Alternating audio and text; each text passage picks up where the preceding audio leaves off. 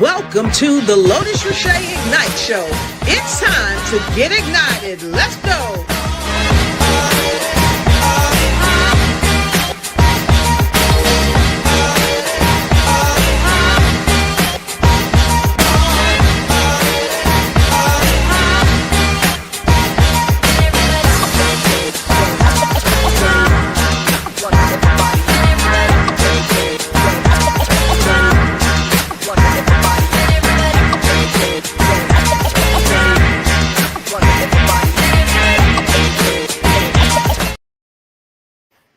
It's a great day in every way, and I'm your host of the Lotus Riche Ignite Show. And I am so happy today to have a fabulous, amazing thought leader who is changing the dynamics of how people handle their life, but also handle business. And today, this is nothing short of powerfully exciting. We are here to provoke your mind and spin you back in time to a time where you didn't have to worry. Pray tell, what about worrying about what's happening with our elders? Our elders are losing their benefits every day. And the way that I found out about it is I was having a discussion with our amazing guest that's coming our way. She is a visionary strategic leader that helps to drive growth, innovation, and success for businesses, entrepreneurs, and those all around the world. She is the principal at the Bradford Group Consulting LLC, and she's also the COO at the Bradford Group. And most importantly, she's a prolific author and speaker, and she's here with us today. So with no further ado, I'm going to bring to you our amazing guest. So let's do some homework before we get started. Go ahead and share it out on your phone. You may have a phone, you may have an iPad, you may have two phones. Some people even have three phones. But whatever apparatus you have, you want to make sure that you're sharing this broadcast out. And I always say, don't make excuses, make moves. Why? Because your friends and your frenemies need to hear this too. So I say, come on in, get in where you fit in, because I always got room around my table for you to take notes. So with no further ado, let me bring to you our amazing guest, LaWanna Bradford. Welcome to the Lotus Riche Ignite Show. Please welcome Global Strategy Leader and COO of the Bradford Group, LaWanna Bradford.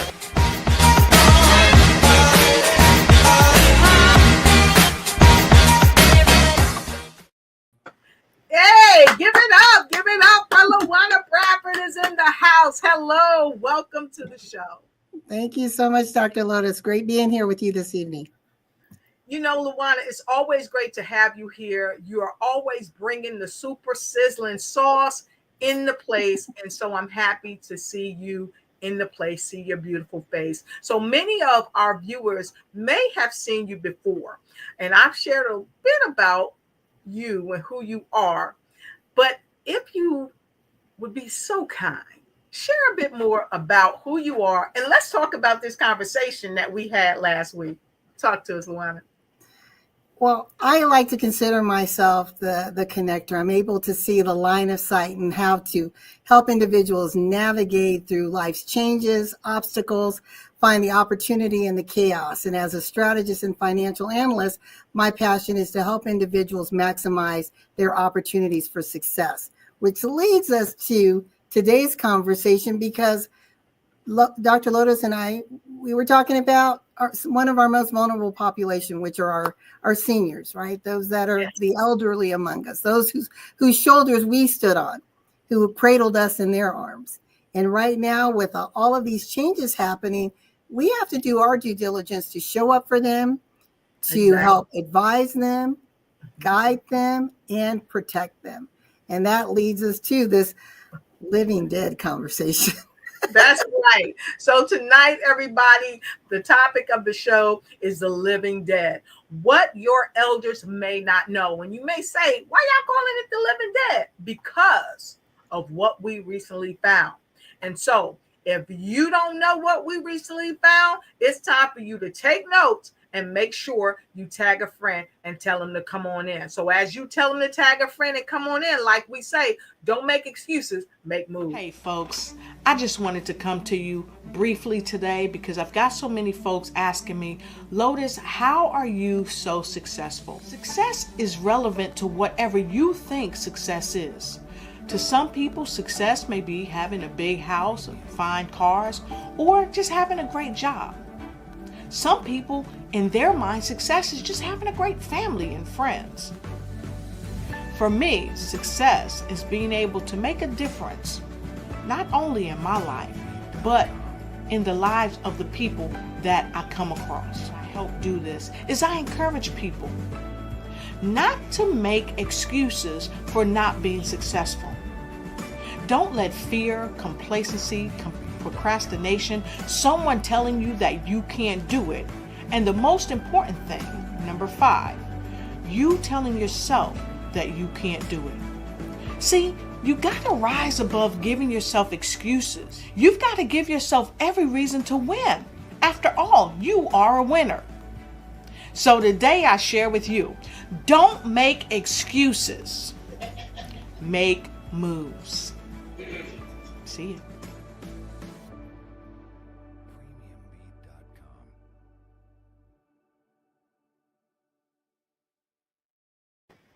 That's right. Don't make excuses. Make moves. Connect with your tribe and help keep them alive. Tag your friends and tell them to come on in and let us know where you're coming in from. So let's get right into this. So, LaWanna, I wanted to give everybody the opportunity to connect because when you shared what you shared with me last week, I was blown over. If I had on socks, my socks would have been off. You blew my socks literally off. That's for sure. So let's get right into it. LaWanna, when you and I talked, you and I were talking about the elderly and some experience that you had with your mom. Would you kind of let us in on that secret sizzling sauce? Yes. So I'll put this in context. So what we have, for those of you that may be watching in other parts of the world, here in the United States, we have a new administration, and the whole thing is to help us to become more efficient, to just improve how we operate as a nation. Well, sometimes when you do things in rapid fire, you may have a little hiccup, right? When you're getting rid of one thing and trying to put something else in place.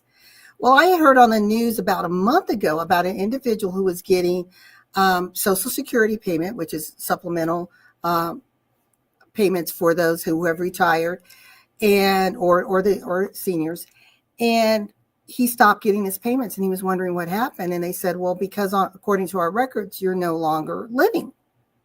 So I don't know if this individual has started to resume his payments, but I sat there, Dr. Lotus, thinking, oh my gosh, how could something like that happen? Well, guess what? It happened to the Bradford household. My mother gets a letter. Fortunately, she opened it. And it was from our county, because when you are deceased here in the U.S., it registers first with your county and then goes out. And it was a notice saying, our condolences, but letting you know your mother, Bessie L. Bradford, is now deceased, so her records will be terminated from voter registration. And then they're listing all these other things. I'm like, oh my gosh, that's pensions. That's dad's. My father's now deceased. That's dad's. Her survivor's benefits with that. That's Social Security. That's her bank account. Oh my goodness. And my mom's like, is this what I think it is? I said, yeah, Mom, according to the records, you've gone on to glory. That was one of my dad's sayings. And she's like, what do we do? I said, well, surely it's just going to take a phone call. Must be a mistake. Because since my dad had just passed in September, I was thinking maybe that was the mix-up, the names. They said, no, this isn't your father. This is your mother. And I said, I said, she's right here. She's alive and well. And they said, well, we don't know that because it could be a doppelganger. I'm like, my mother is standing right here. I'll let you talk to her. They said, that's not sufficient. And I said, well, can you please tell me, when did she pass away? They gave me her birthday of this year. And I said, that's 2025. That's her birthday. They said, well, that's a coincidence that she actually died on the same day she was born. I'm like, nope, my mother's alive. And they said, well, you're going to have to prove she's alive. Right. And I'm like, what do you mean? They said, you have to provide an affidavit of life. And I'm like, I had never heard of that before. And then I said, well, first of all, where did you get your information from? They said the National Obituary Registry. Who knew something like that existed? And so we had to proceed to actually get an affidavit of life, which she had to bring 2 forms of ID, passport and driver's license. Think about it. My mother's 89. Fortunately, she had that, being a military spouse, right? Then she had to bring a utility payment, as well as Social Security card, her actual card. And we had to go down, prove this is her. They notarized everything. Then we had to get 8 signed, notarized copies and start disseminating quickly, so that so everything else wouldn't start shutting down. So that was our experience.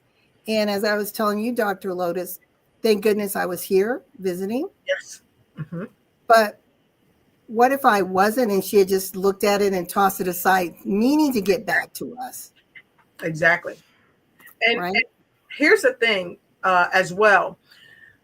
A lot of people don't even know that exists. People say obituary records database. What in the world is that? Well, here you are. This is what it is. And for many of us that do not know, for many of us that are not sure where to go, this is where you want to go. And you'll see the link. It's quite a long link, but you'll see the link around the show this evening, because I'm going to make sure that we put it out for you so that you have this information. Why? Because it is critical. This is a public record, and many times people don't tell you that, hey, this is here for you. So what are we saying? You need to check your mail, and you definitely need to check the obituary records, because you could be a living dead. That's it. And you saw me earlier. I was kind of laughing about it, because at first, you kind of laugh because it's senseless. It's senseless to know that you have a person that's alive. They're standing right next to you, and someone's saying, oh no, they are deceased, but you're looking right at them, right? But someone's telling you they're dead. So I urge you to take notes. Take notes, because without this information, I can only imagine what would have happened if you did not know where to go. Because let's face it, when you're dealing with a senior citizen or a person that has certain challenges, they may not be able to go and do this work for themselves. So with that, let me turn that off. So with that, what did you have to do when you went to hear? Did you see something? Was her name there? How did you overcome this? No, I didn't go and check the obituary record, since it was already at our county office. So I knew they had something official. So my goal was to deal with the county registrar to get her back on the side of the living. Right. And then make sure that all of her documents were sent, the affidavit of life was sent to all the other, agencies, Social Security, Veterans Administration, et cetera, to make sure that she didn't get another letter from them saying, we're sorry this has happened. Right. And again, because, I'm just kind of an anal in my analysis and stuff, I'm so detailed, and probably on the extreme side. But I just want to encourage people to don't think that your parents or grandparents are going to know what to do. I mean, because I feel that I'm pretty learned about a lot of things, but honestly, Dr. Lotus, I had never heard of an affidavit of life. And I'm like, my goodness, you have to prove someone is alive. Exactly. And you know, it begs the question, how many people are they saying are dead in this country when they are alive, and they snatch their benefits away? And then, because they don't have anyone like yourself that advocates for them and gets this done, how many people are losing their benefits? How many people are losing their livelihood? Because let's face it, a lot of our elders, and some people who aren't even elders, but they're getting benefits, they are one check away from being destitute. Because it happens with people that's working every day who are able-bodied. Many of us are living paycheck to paycheck. And when I say us, not me, but when I say us, I mean Americans. Yeah, collectively, okay. Yes. I'm not just talking about, I'm not saying I'm living paycheck to paycheck or you're living paycheck. I'm talking about every person in America. Sometimes we are one paycheck away. And why do I say that? Is because oftentimes when you get your paycheck, what have you done? You've planned to pay your bills. And you may have a lot of money in a 401k or IRA or something like that. But guess what? It takes a minimum of 10 days if you want to pull money out of certain IRAs and things like that. So you may not be able to get that money. And then you're in a situation. Right. And when you think about, again, when you're looking at the traditionalists, right, the greatest generation, those individuals that are 80 plus, right, they are on this fixed income. There is not additional sources necessarily coming in, and like you said, it's not that they are mismanaging their money; it's a fixed income. Exactly. And fortunately, again, we were okay. But I'm thinking about the gentleman that I heard on TV. He wasn't. And so family had to come in supplementing until they fixed the issue. And again, I don't know how long it took, but it had been 2 weeks and he was still waiting. Yeah. Oh, and then let me say this. That was a Social Security issue. Mm-hmm. Right. Well, it's kind of challenging when you have reductions in staff occurring. Yeah. And so you don't have the manpower now to handle the additional issues that have occurred simply because of system changes and other things. So, in fact, I called Social Security just to check on something. And fortunately, I was able to go through the prompts and everything was fine. Right. But what I heard, it was pretty scary. It said if individuals were filing for their claims, this was last month, average 240 days. Right. It's like, really? That's unacceptable. Yeah, because here's the thing. If a person is on a fixed income and they can only go out shopping at a certain time, they have to arrange a ride. They have to do so many other things that they have to involve other people in. And in that time, they may not have food. So then we have people who are starving. Okay? You're starving. And some people say, well, they're not starving. They're going to make it. Some people don't have food. Some people budget just enough for that. And so here's what I wanted to also share to your point, and you make a powerful point, is that not only can it take 2 weeks, but here's something I wanted to show you from actually CNN. Okay, CNN shared this. Social Security wrongly declares 14,000 people dead each year. So we're not just saying this. This is a document, okay? New York CNN Money, okay, said that of the approximately 2.8 million deaths reported, the Social Security Administration receives per year about 14,000, or 1 in every 200 deaths are incorrectly entered into its death master file. And I didn't know they had a death master file either. Okay. So you Yeah, might now want that I did know, because that's the first thing that when your to. information goes to the funeral home, they're notifying everything again that your social's tied to. So that I Right. did know. Yep. But here's something that really kicks, like, okay, it says last known residents of more than 87 million deceased Americans, that averaged out to 38 life altering mistakes a day. So this can happen every single day.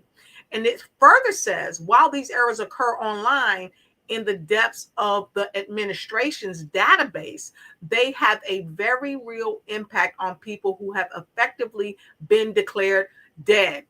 Erroneous death entries, can lead to benefits termination, causing severe financial hardship and distress to affect individuals and result in the publication of living individuals. Now, the reason why I'm reading this out to you is because it's more than just about food. It's more than just about their It's medical benefits. life. It's the medical benefits. It's their insurance benefits, right?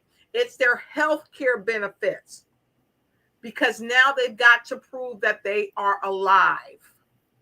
And Right. this can take years in some cases. If you look here, and I'll leave this for you all.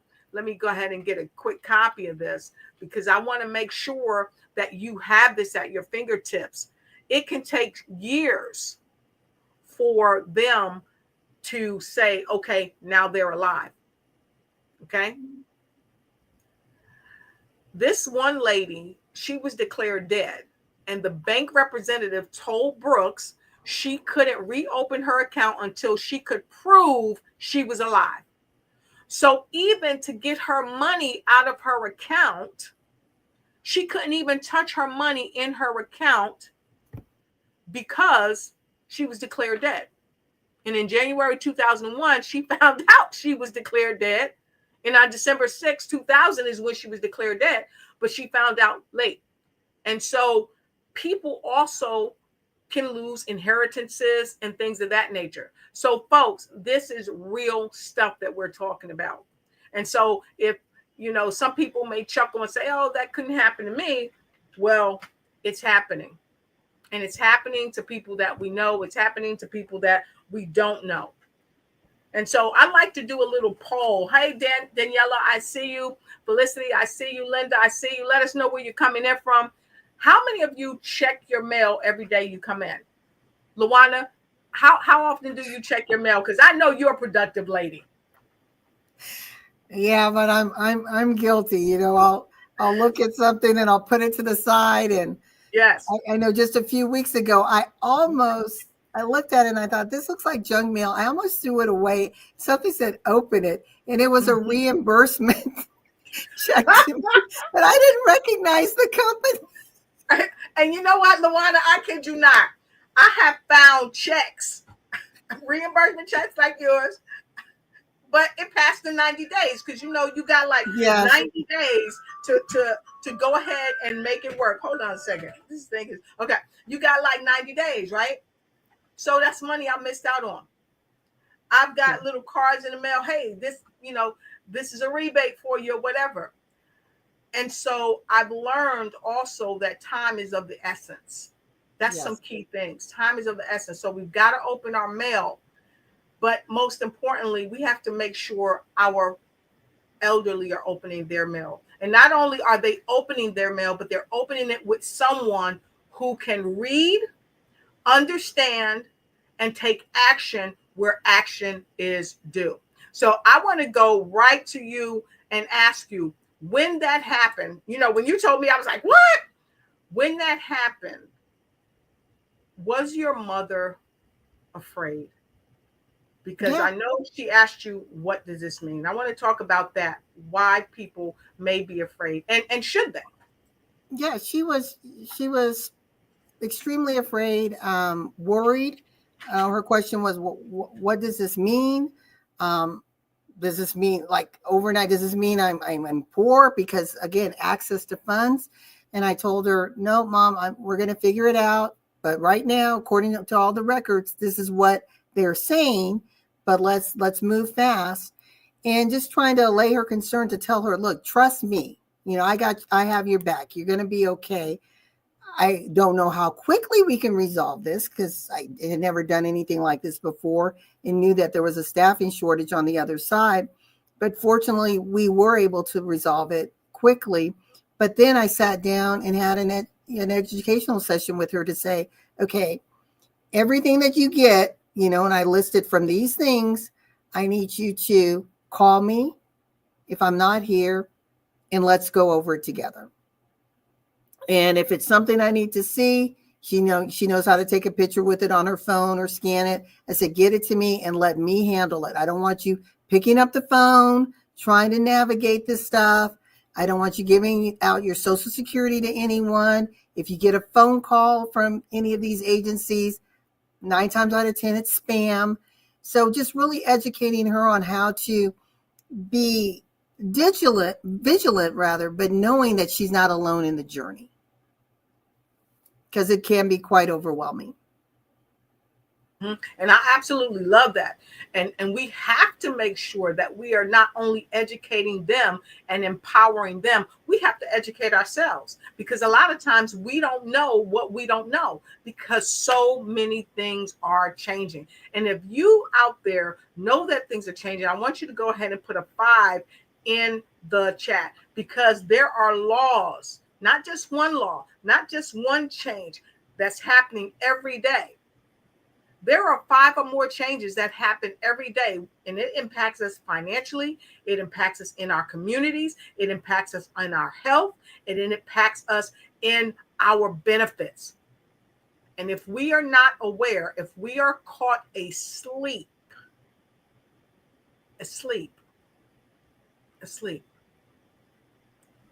then what happens with that is that sometimes our reaction time is much too slow, and sometimes we lose out.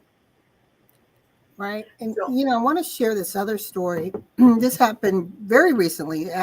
We're in May now, so March. A friend of mine, her father had to go to the hospital, and then afterwards going through rehab. So everything's fine. He's doing great. And they had I think 2 more weeks in rehab. They get a call from the social worker and then the administrator, and they said, well, your father owes, I think it was like $20,000 or something. They're like, what are you talking about? Because he had Medicare. Is this me? I'm sorry. Medicare Part A and B. And they're like, first of all, in order for him to get in, you vetted all of this. So what are you talking about? He's not covered. They said, no, he's not covered. Because we tried to run, this week's program through, care plan through. They found out, and this is, again, real important, because sometimes you have to block there's a lot of spam calls. And if we don't educate our seniors, so her father ended up getting a phone call and was talking to whoever, and then agreed for them to change his Medicare plan. So now he's not covered. And so they had to come out of pocket to pay for him. And he wasn't able to stay there because they said it was like a 2 to 3 week lag time before they could convert him back, even though they knew that he had been taken advantage of. And they said that happens all the time. It's predatory on the seniors, but it doesn't seem like they have anything in place they being the Medicare program and Medicaid programs, to stop this action and to quickly rectify it. So again, here they are having to come out of pocket. $20K. Fortunately, they have the means to, but now they've got to after this is all resolved, now they got to go and appeal it and grieve it and see about getting reimbursed. All because he took a call and made a change, and her father has dementia. So certain things did not happen. But it did. So, the bad thing is that our systems are broken and they're hurting our elderly. Hello, Linda from Atlanta, Georgia. So happy to have you. Uh, Hello, Dr. Trina Ramsey. Great to see you. Daniela Roman, it's great to see you as well. Angela Elton, is great to see you. Coming from Cabo Verde, great to see you. Felicity. So here's something that we want to make sure that we all understand and take action. First, we got to open our mail. We got to read it. We got to educate our elders on how to answer the phone and how not to answer the phone. Okay. The second thing, in conjunction with what you just said, is our benefits. They changed his benefits, and because he didn't have someone to advocate for him when he answered the phone, they adjusted his benefits. So now his benefits were adjusted, and they were out $20K. Okay, they had to pay that $20K out of pocket. And like you said, some families don't have that liquid cash to be able to pay that. And so that is staggering. So I just want to say something. This is where the system is broken. Yes. He came from the hospital to rehab. It went through all the paperwork. Okay, you've got Medicare Part A and B. You're good. 4 weeks later, we can't service you. That right there should have said, okay, who changed this? Why would someone change when you're already in care, right? But they weren't. The way the system is designed, they being the administrator and the caseworker at the facility couldn't do anything about it.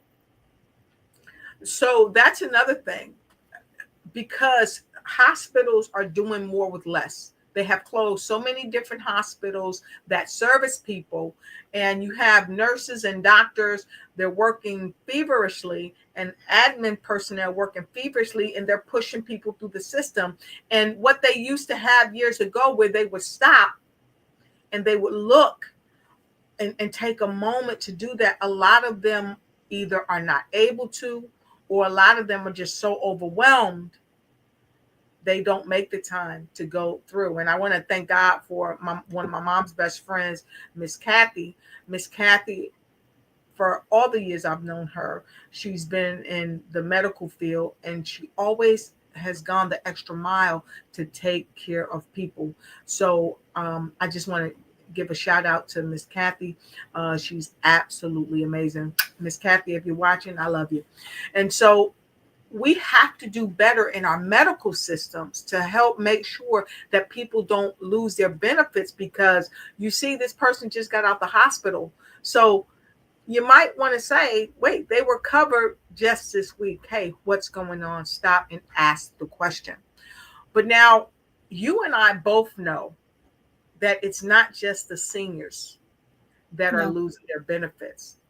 They're not just the Walking Dead things that seniors don't know about, because it's getting bigger than that. And so you guys might be talking about, in your mind, you might be saying, what do you guys mean it's getting bigger than that? The living dead, what your elders may not know. These are some things that the younger ones may not know. And so you and I, we were talking about some of the changes that's coming up with Section 8. Section 8. So let's talk a little bit about that. Section 8, they're making some moves. And those that have had Section 8 for a long time, this assistance for our elderly, that's changing. So what can people do to help their elderly mom or dad, uncle, aunt, or even a person with any type of physical or mental illness? What can they do to help them? Because there are some changes coming with Section 8. Yeah, and Section 8 isn't, it's just not for elderly. It's assistance, right? It's to help create affordable housing. And the person who is the landlord signs up for Section 8 programming, making sure that the home is in compliance with guidelines and safety and all of that. And it provides that safe, secure environment for whoever is living there, right? Puts a roof over their head. But right now with HUD, Housing and Urban Development, as with every agency, they're looking at how can we create greater efficiencies and what will that look like? So every program is being assessed. Right. Now the goal is, we know that we do have a housing shortage. Things have improved, but we do have a housing shortage. Number one. Number two, we have an affordable housing crisis. And so how can we help individuals ensure that they are able to have the housing that they need? Now, what these proposals will actually look like in the end, we're not certain.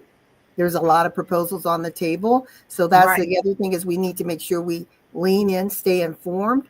Should, and I'm saying should because, again, we don't know, that HUD say we're going to pull back some of our funding at states. And we're possibly, again, this is hypothetical, possibly going to allow the states now to administer this supplemental funding that's needed.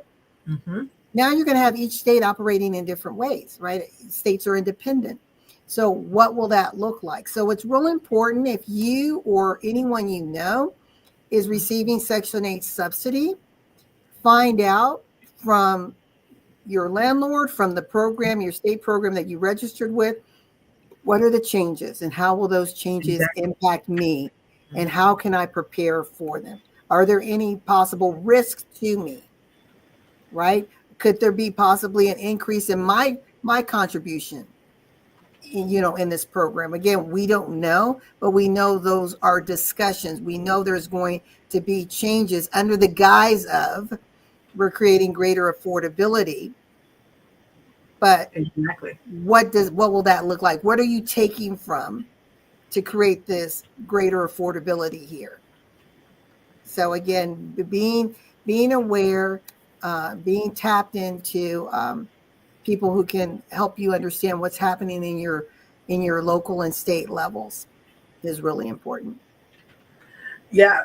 And you need to be sure to ask, will there be an increase in what you must pay? And the reason why I'm saying this is because oftentimes, again, people plan out their finances. And when you plan out your finances and then they cut your support in any shape, form, or fashion, it can be devastating. And it has a ripple effect because it can not only affect you as a recipient, but it's also going to affect the person that you're paying, who owns the property that you're residing in. And then it's going to not only impact them, but it's going to impact those who they are paying from the funds that you are giving them for rent, like their mortgage company, like their taxes, or any other things that they may have to use as living expenses. And so Angie has a great question. Who's protecting our elders? I think it's our responsibility to protect our elders. And it is our responsibility. If we have parents, grandparents, aunties, uncles, if we know better, we need to help. We need to help do better by insulating them, by educating and guiding and advocating and fighting for them if it requires us to do that. Yep. It's up to us, because here's the thing. If we don't do it, who's going to do it? Because if the state or the governments were going to do it, they would. But it's not happening. Thank you. And why would you want to leave the Philippines as well? Why would you want to leave the care of your parents up to someone else?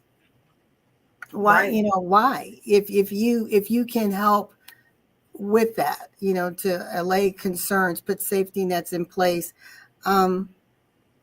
It's really critical. In fact, I want to share something very, very personal. And this I think it wraps into this. So when as we get older, you need more medical care. That's the blessing of living longer. And my dad was in the hospital We lost him in September, but he was in the hospital in this April of last year. And the doctors, they didn't have great news. And they said, well, he's got 3 days to live. And I thought, wow, okay, you've got a direct line to God, really? And I said, well, no, that's your belief. But, I asked Dad, what did he want to do? He said he wanted to fight. I said, okay, Dad, I'm going to fight for you, fight with you. And they said, well, you can't take him home. I'm like, excuse me, you can't keep him here. Hello. Yep. I'm like, he does not belong to you. I want my dad home. Mm-hmm. And they said, well, you're doing that at a great risk. I said, we will risk it. And so we had everything set up.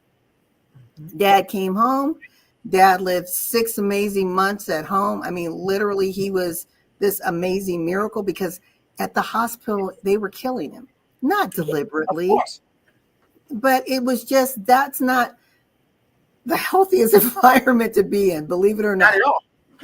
The hospitals are there they're an interim fix, but you get well outside those walls. Exactly. And so even there, you've got to be willing to be an advocate, and people don't realize that you can even appeal a discharge. Yeah. Because at one point they wanted to discharge my dad. And I'm like, no, because we don't know if this infection is still running rampant. And they're like, oh, he's fine. Found out when we appealed it, they ended up elevating it to infectious disease. And they're like, oh my gosh, it's still there. They had him on the wrong antibiotics. But had I taken him home, they're right. He would have lasted 3 days. So again, this whole conversation about our seniors. Yep. Is we've got to advocate. Your physicians they're part of the team. Exactly. But you're the head. And here's another thing that I want to say and I have many family members. I have many friends that are in the medical field. I have worked in the medical clinical field. And I want to say to people in this field that are playing God, stop playing God. And those of you that are listening, stop allowing people to tell your loved one that they're going to be dead in a day, because they are not God. And when people tell them things like this, they think they're doing them a service. You're not doing a person a service. You're exacerbating the situation. You're killing them with fear. Stop it. I'm very passionate about this because I've seen this happen to my mother. I've seen this happen to other people, and the person dies of fear. Everything kind of speeds up. So one of the better ways to be able to tell someone something that's life-threatening, stop telling them over the phone when they're by themselves, and tell them that you've done all that you know how to do, and refer them to someone that may know more than you know. And I'm saying this to you out there, our audience, because we've got to take responsibility for our people that we love and care about. And we love and we care for our nurses and our doctors. And like you said, it should be a partnership. Definitely.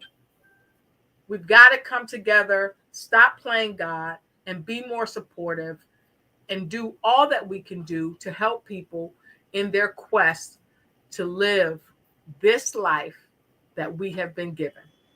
And so with that, I wanted to also say that their meal assistance can be impacted. Rental assistance of any kind, Section 8 programs, etc., can be impacted. And so as we prepare to close for this segment of the Lotus Riché Ignite show, I know many of you are saying, but we need more about the Section 8 and what we can do and what should we do? Tell us about the rental assistance programs that are going to be impacted. It was recently shared on the news that this is not, it's not that it's coming. It's not coming. It's already in play. It's already in play. So if you were on any type of Section 8, any type of rental assistance, anything, even if you get meal assistance, okay, EBT, it's already in play. And because LaWanna cares so much and she's so passionate and dedicated, and we found out that her mother was the living dead and didn't even know it, that's why we're doing this show today. Yes. And so, LaWanna, we talked about it before the show started, and we said, you know, this new thing that's happening with the Section 8, we got to talk about this. We gotta tell people about this, because, hey, what's going to happen when people don't realize that this is happening before their eyes? And my guy Tim Leak, he did a breaking news, and he talked about Trump revealing the new Section 8 plan. Okay, and so we're coming to you to share with you that it's not coming. It's already happening. It's already happening. And so we're giving some credit to, of course, my guy Tim Leak, as he shared this out as well. Enough is enough. And we've got to make sure that we're doing something about it. We got to stop twiddling our fingers and get prepared. Because I heard, LaWanna, when you stay ready, you don't have to what? What? Get ready. Get ready. Get ready. Like Chicken Little, right? Get ready. But, yeah, and I like what you just said. I just want to add, things are in play. Yep. And again, if you are getting any sort of government benefits, which everyone is, believe it or not, your roads, your schools, school boards, your emergency, fire, all of that is coming from federal monies that trickle down, mass transit, right? That trickle down to state and local levels. So don't think, oh, yes, you know, this is a great thing. Yes, we can have some efficiencies. No one's arguing that. Exactly. But the slash and burn is going to touch everyone. Exactly. You know, if you're riding your transit service to the baseball game and suddenly they're cutting the frequency of services. Nobody's immune.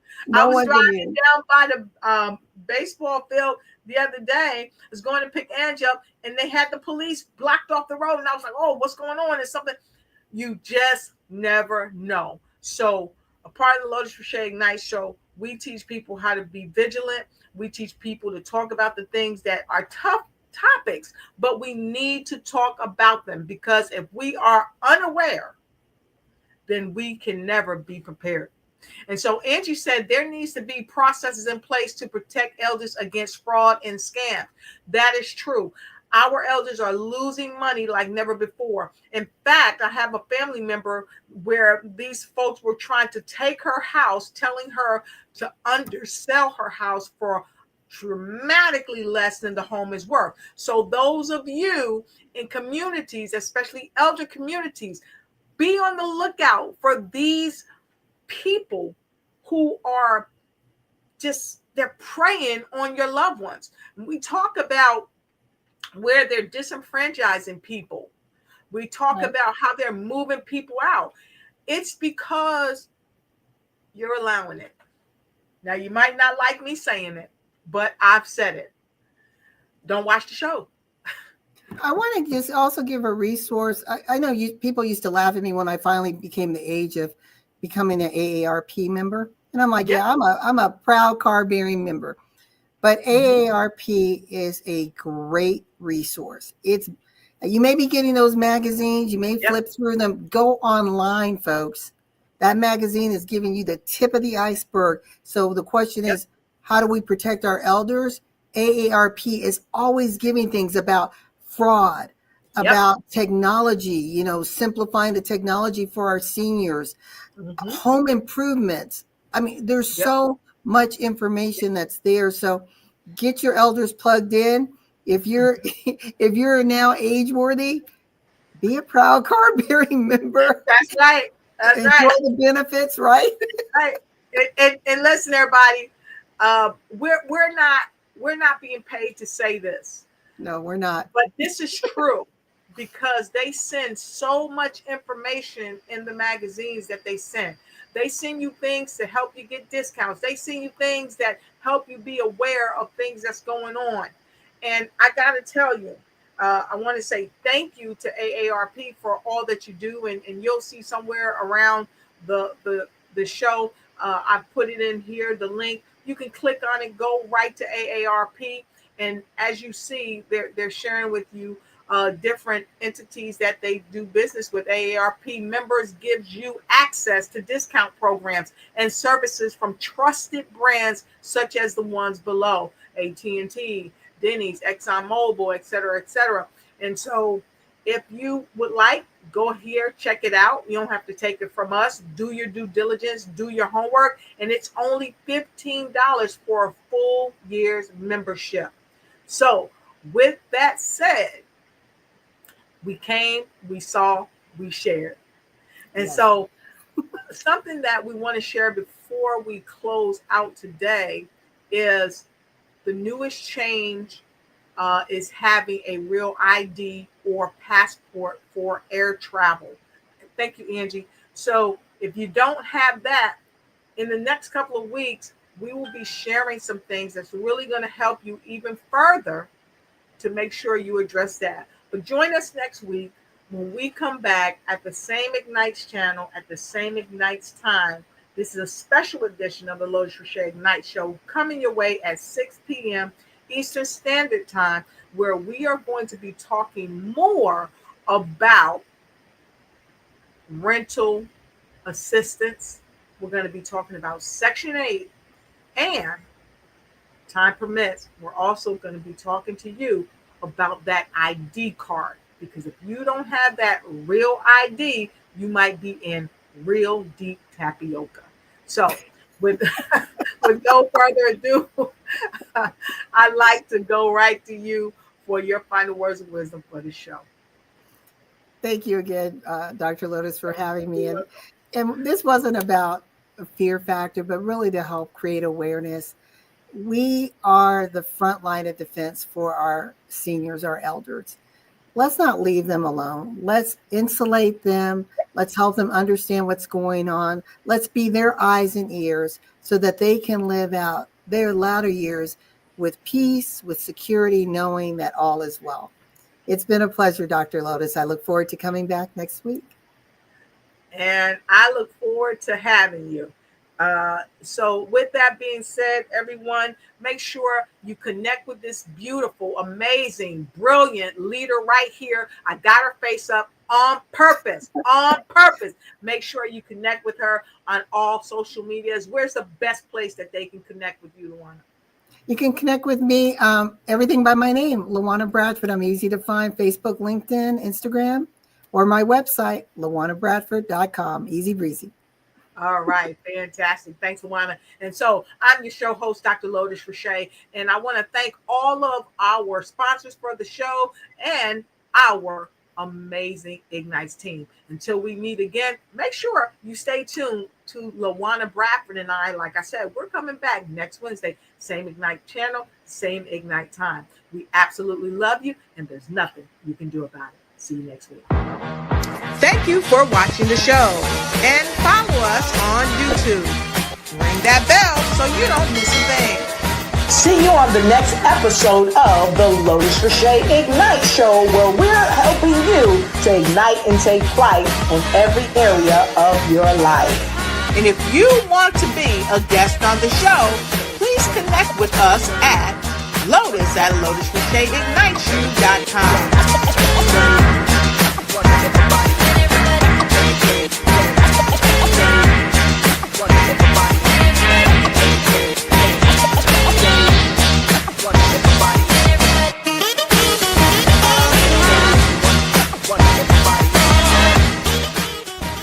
Ignite your mind and ignite your life.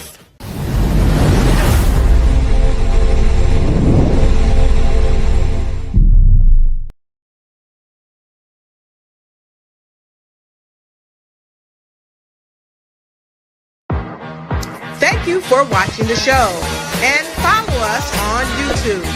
Ring that bell so you don't miss a thing.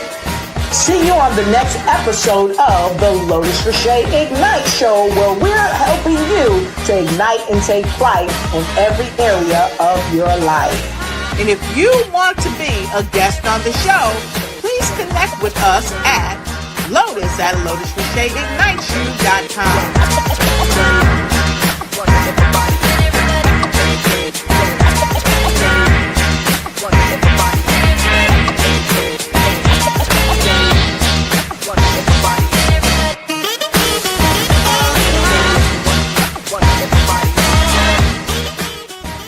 Ignite your mind and ignite your life.